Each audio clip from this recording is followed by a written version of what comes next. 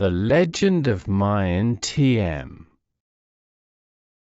Once upon a time, in the reign of the 17th Hun King, there lived a handsome, resourceful youth whom the king adopted as his son and named Mai An, courtesy name An Tiem. The king often showered him with exotic gifts and delicacies. At a royal banquet, An Tiem spoke frankly, "A gift received brings obligation, a gift given creates debt." He believed that whatever he possessed was gained by his own efforts, rather than relying on others. When the king learned of this, he was furious. He deemed An Tiem arrogant and ungrateful, and ordered him and his family exiled to a deserted island to see if they could survive on their own. Mai An Tiem and his family were banished to a barren island off No Sun, in Ton Hua province. Undeterred, An Tiem consoled his wife and children, saying, "Heaven gives us life. Whether we live or die depends on heaven and ourselves, so why worry?" With no one else to turn to, the family labored for their food.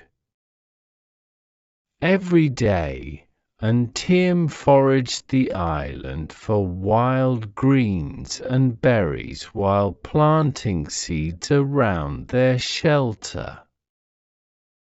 His wife, Ba, dug for clams and snails on the beach, while their elder child helped set traps for birds and small animals. They were able to survive thanks to their sheer diligence.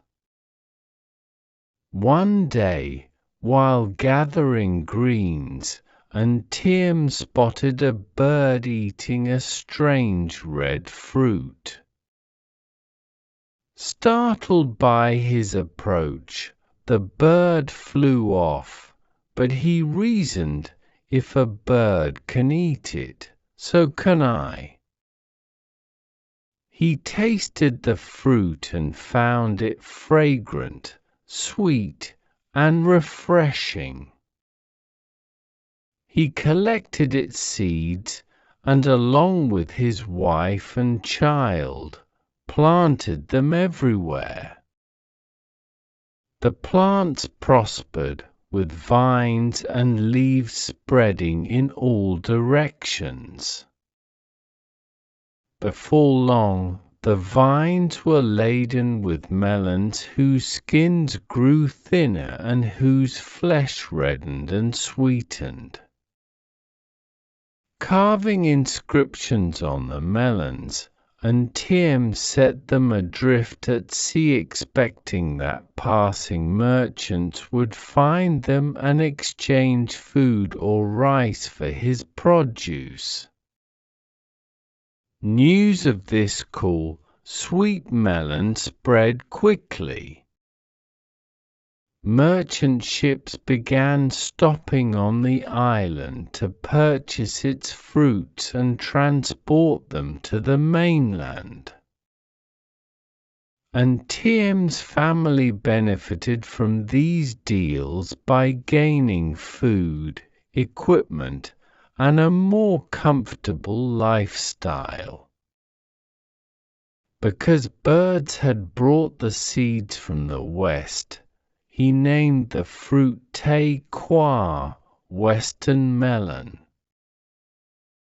Later, when the Chinese tasted it, they praised it as how good, and so the name Zua Hu, good melon. Zua means melon, who is a near homophone of how was born. It is called watermelon in English. Back on the mainland, a courtier presented one of these unique melons to the Hoon King.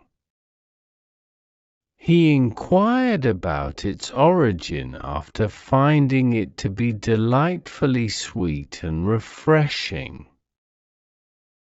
When the monarch discovered that Mai An Tiem had cultivated it on the island, he realized his mistake and dispatched messengers to bring him and his family home. Upon their return, the couple distributed countless seeds among the people, teaching them how to plant and tend the vines. Watermelon soon flourished across the land and became a beloved fruit.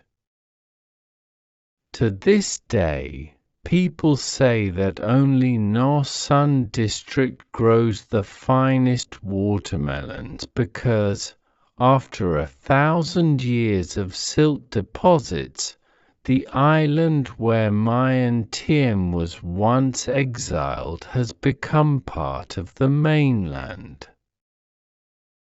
The Mai An Tiem Temple in No Phu Commune, No Sun District, Ton Hua Province, stands on what was once the deserted island.